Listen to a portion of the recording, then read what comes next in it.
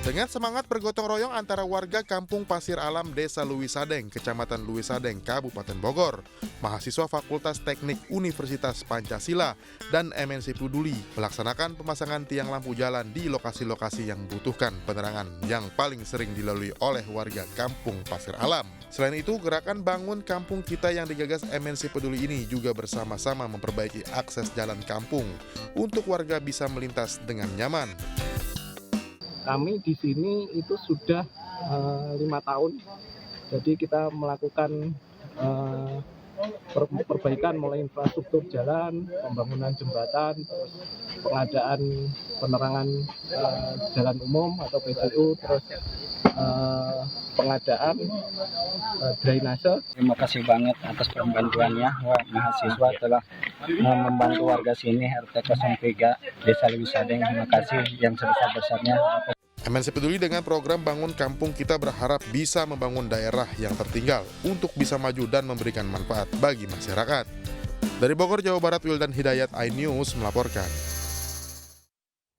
Anda masih bersama kami di iNews Pagi, pemirsa, bersama saya Ayah Nufus. Pemirsa, seorang pria di Kota Medan menggerebek istrinya yang sedang selingkuh bersama pria lain di salah satu kamar hotel di Kota Medan. Ironisnya, pria yang berselingkuh dengan istrinya tersebut tak lain adalah pengacara si suami yang sebelumnya terlibat dalam pengurusan soal warisan.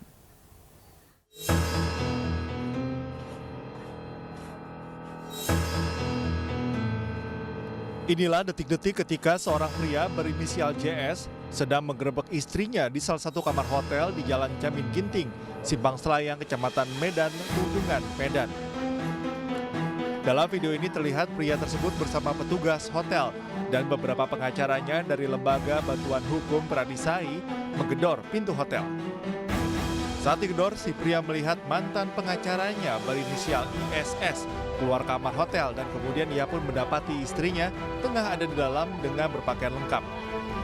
Sang suami pun menggelandang istrinya bersama mantan pengacaranya ke Polrestabes Medan atas dugaan kasus tindak pidana perzinahan Undang-Undang Nomor 1 Tahun 1946. Sang suami mengatakan pria yang berselingkuh dengan istrinya tersebut tak lain adalah sepupu dari istrinya sendiri. Melalui pengacaranya, korban juga berencana akan melaporkan oknum pengacara berinisial ISS ke Peradi agar mendapat sanksi kode etik. Ternyata memang sudah lama pihak si Jaka ini datang, sudah lama mereka tahu kan gitu. Kemudian ada upaya menghalang-halangi, akhirnya digerebek. Kemudian mereka berdua di atas, di kamar berdua, memang sudah berpakaian. Dan saksi bapak ini sebagai saksi keluarga ada dalam pertanyaan dari lantai 2 itu ada nampak agak telanjang lah, ya kan. Korban berharap oknum pengacara yang berselingkuh dengan istrinya serta istrinya mendapat hukuman setimpal atas perbuatan mereka. Dari Medan, saya Ilham, iNews melaporkan.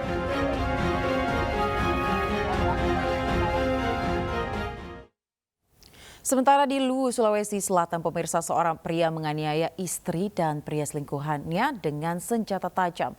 Keduanya tertangkap basah tengah berselingkuh saat sang suami pergi sholat tarawih.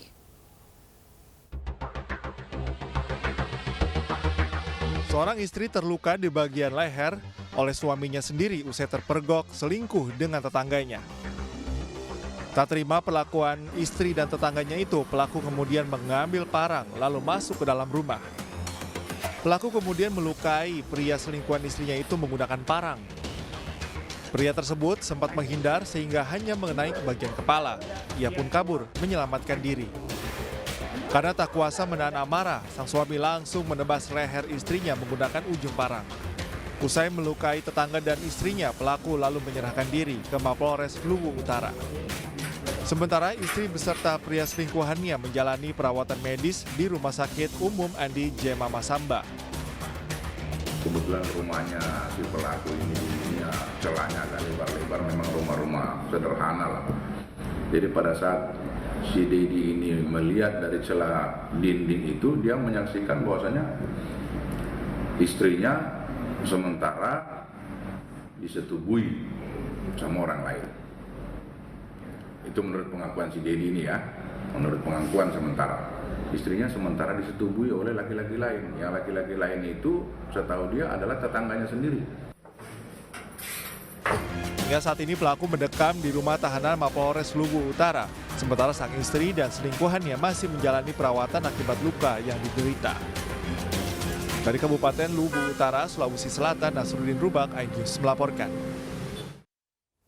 Kita beralih ke informasi lain, pemirsa. Usut dugaan korupsi di Kementerian ESDM, KPK geledah kantor dan apartemen milik pimpinan Direktorat Jenderal Mineral dan Batubara atau Ditjen Minerba ESDM.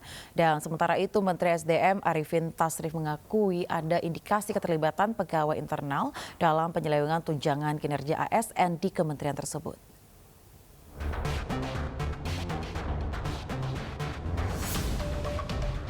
Komisi Pemberantasan Korupsi menaikkan status dugaan korupsi tunjangan kinerja ASN di Kementerian ESDM menjadi penyidikan. Hal itu dilakukan usai KPK mendapat 2 alat bukti dan sejumlah pihak yang dapat dimintai pertanggungjawaban secara hukum. Kami juga ingin sampaikan mengenai kegiatan hari ini KPK di Kementerian ESDM, betul ya. Jadi kami melakukan penggeledahan, gitu ya. Terkait dugaan korupsi di kantor Kementerian ESDM. Ya. Ini terkait dengan tindak lanjut dari laporan masyarakat tentunya yang masuk ke KPK, kemudian kami verifikasi, telaahan, dan ditingkatkan pada proses penyelidikan. Setelah kemudian ditemukan setidaknya 2 alat bukti yang cukup, maka kemudian kami meningkatkan pada proses penyidikan. Sebelumnya pada hari Senin lalu, KPK menggeledah apartemen milik pimpinan Direktorat Jenderal Mineral dan Batubara atau Ditjen Minerba ESDM. KPK juga telah menggeledah kantor Ditjen Minerba ESDM di Tebet, Jakarta Selatan dan kantor Kementerian ESDM di Jakarta Pusat. Sejumlah dokumen termasuk SK pegawai hingga surat perintah pembayaran tunjangan diamankan dalam 2 koper oleh tim penyidik KPK. Menteri ESDM Arifin Tasrif membenarkan adanya indikasi dugaan korupsi tunjangan kinerja pegawai di kementerian yang dipimpinnya. Pihaknya saat ini masih menunggu hasil pemeriksaan KPK. Temuan ini kan dari aduan masyarakat dan kita ketahui. Nah, kemudian berproses. Bang turun ini dari pemeriksaan. Ya? Tapi ada memang Pak kejadian penyimpangan itu seperti disampaikan KPK. Iya, ada indikasi. Keterlibatan dari pegawai internal sendiri juga ada berarti Pak? Iya. KPK menyebut kerugian negara akibat kasus ini mencapai puluhan miliar rupiah. Dalam kasus ini diduga terjadi pemotongan tunjangan kinerja ASN di Ditjen Minerba Kementerian ESDM. KPK menduga tersangka memakai hasil dugaan korupsi untuk keperluan pribadi. Dari Jakarta, tim liputan iNews melaporkan. Sementara itu rapat dengar pendapat antara DPR RI dan Menteri Keuangan Sri Mulyani bahas temuan PPATK terkait transaksi mencurigakan 349 triliun rupiah ini, di mana Menkyu juga jelaskan mengenai foto viral di apron bandara.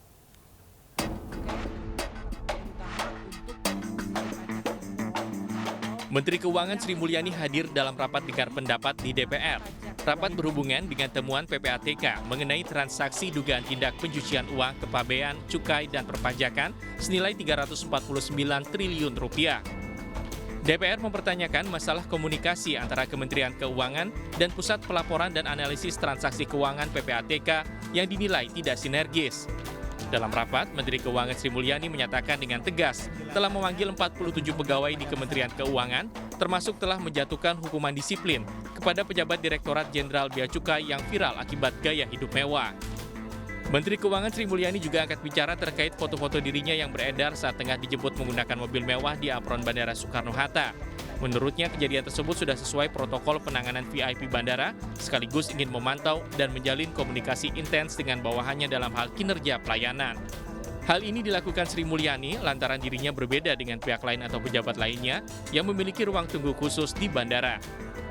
Sampai tanggal 17 Maret yang lalu, kami sudah memanggil 47 pegawai yang kita identifikasi, 42 hadir fisik, 5 sakit, dan rekomendasi penjatuhan hukuman disiplin sudah kita lakukan. Ini termasuk kepada saudara RAT dan kepada 2 Direktorat Jenderal Bea dan Cukai yang viral.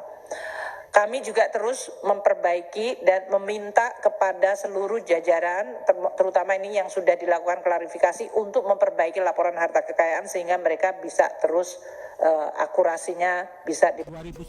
Dari Jakarta, Salam Rahmat, Rama Romadona, iNews melaporkan. Ya pemirsa, Masyarakat Anti Korupsi Indonesia atau MAKI Selasa siang laporkan Menko Polhukam, Menteri Keuangan serta Kepala PPATK ke Badan Reserse Kriminal Mabes Polri. Pelaporan terkait pengungkapan rahasia data transaksi keuangan mencurigakan senilai 349 triliun yang diungkap ke publik oleh ketiga pihak terlapor. Ketua Lembaga Masyarakat Anti Korupsi Indonesia, Boyamin Saiman, pada Selasa siang mendatangi Gedung Bareskrim Mabes Polri, Jakarta Selatan.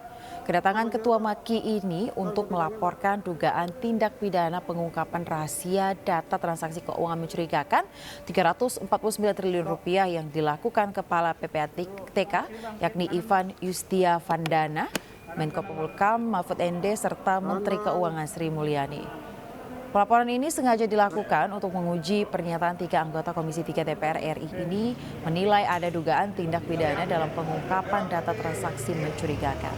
Jika laporan diterima, maka MAKI berharap ketiga anggota Komisi 3 DPR bisa menjadi saksi dan memberi klarifikasi terkait pernyataan dugaan tindak pidana pengungkapan rahasia data mencurigakan oleh ketiga pihak terlapor.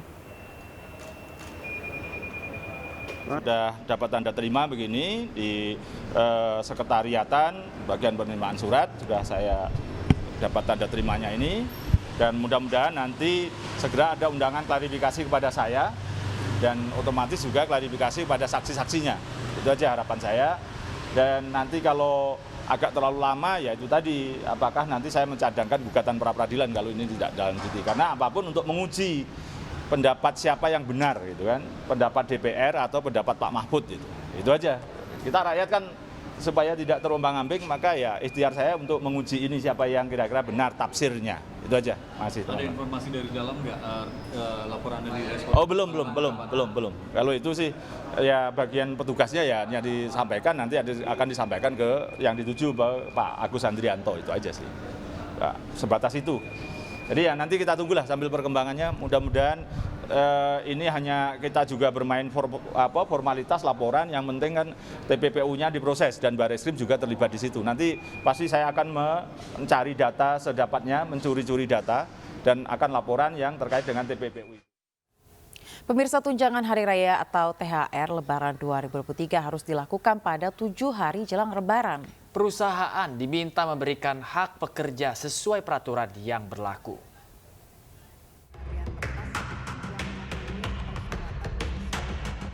Menteri Ketenagakerjaan Ida Fauziah memastikan pembagian tunjangan Hari Raya Lebaran 2023 harus dilakukan pada H-7 Lebaran atau pada tanggal 15 April 2023.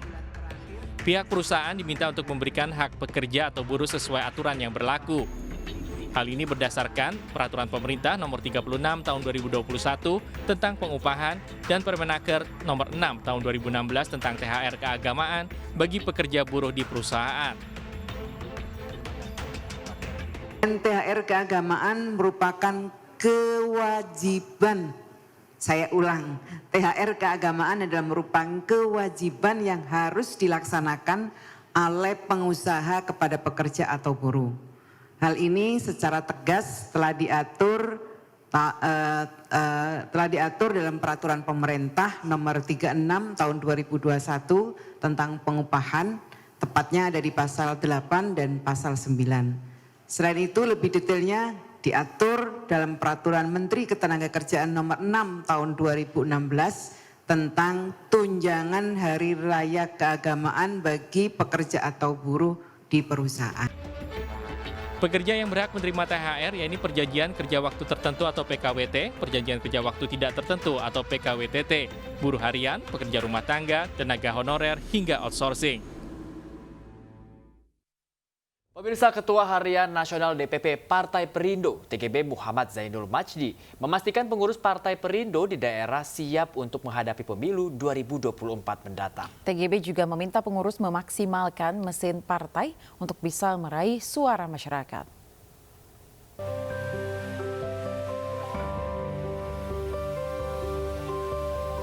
Dalam kunjungan ke Jawa Timur, Ketua Harian Nasional DPP Partai Perindo TGB Muhammad Zainul Majdi hadir dalam acara silaturahmi dan konsolidasi bersama pengurus Partai Perindo se-Kabupaten Probolinggo, Kota Probolinggo, Kabupaten Pasuruan dan Kota Pasuruan di kantor DPD Partai Perindo Kabupaten Probolinggo. Konsolidasi tersebut untuk memastikan semua mesin partai hingga tingkat ranting di daerah bekerja maksimal untuk memenangkan Partai Perindo. Ada kesempatan untuk kita saling menguatkan komitmen, ya, bekerja, berjuang, menghadapi pemilu 2024 dengan semangat visi kesejahteraan Perindo. Dan politik Perindo itu harus politik yang memperkokoh persatuan bangsa. Sesuai instruksi dari pusat, dari DPP, ini adalah melaksanakan penguatan mesin, yaitu membuat struktur sampai ke tingkat desa, dan ini sudah berjalan. Sudah ada beberapa daerah yang saya lantik. Sebelumnya, TGB juga sempat melakukan buka bersama secara sederhana dengan para pengurus sebagai simbol silaturahmi untuk mempererat persaudaraan. Dari Probolinggo, Jawa Timur, Hana Purwadi, iNews melaporkan. Pemirsa, Menparekraf Sandiaga Uno mendapat sinyal dukungan dari Partai Keadilan Sejahtera atau PKS sebagai calon wakil presiden. Dan PKS menilai Sandiaga menjadi sosok yang layak menjadi calon wakil presiden pada Pilpres 2024 mendatang.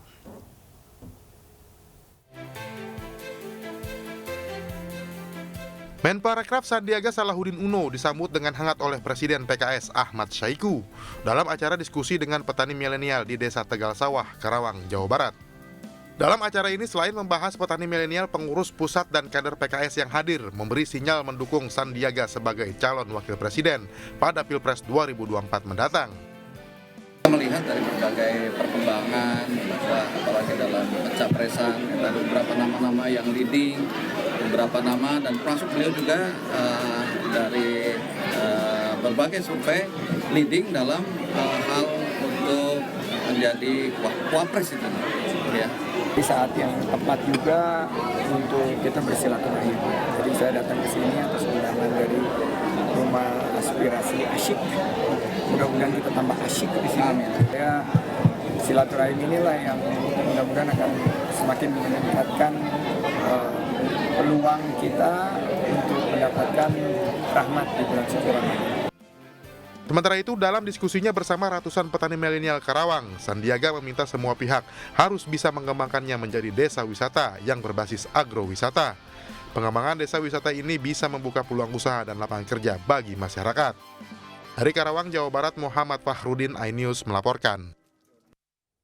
Sementara itu, pemirsa, PLT Ketua Umum Partai Persatuan Pembangunan Muhammad Pardiono menilai milenial dan generasi Z yang tergabung ke dalam partai berlambang Ka'bah adalah pemuda yang cerdas. Ya, milenial, Gen Z, kita berikan suatu pengetahuan, ilmu tentang perpolitikan. Jadi jangan khawatir, kita bersama-sama ya untuk berjuang. Hal tersebut disampaikan Mardiono saat ngobrol bareng milenial dan generasi Z di kawasan Senayan, Jakarta Pusat, Selasa siang. Menurutnya, partai berlambang Ka'bah yang berusia 50 tahun ini telah mengalami jatuh bangun. Ke depan, P3 bersama-sama dengan milenial dan generasi Z akan berjuang mengembalikan kebangkitan partai. Mardiono yakin pada pemilu 2024 nanti P3 akan kembali berjaya merebut banyak kursi di Senayan. Di hadapan milenial dan generasi Z, Mardiono juga membanggakan P3 yang sangat demokratis dalam mengambil setiap kebijakan.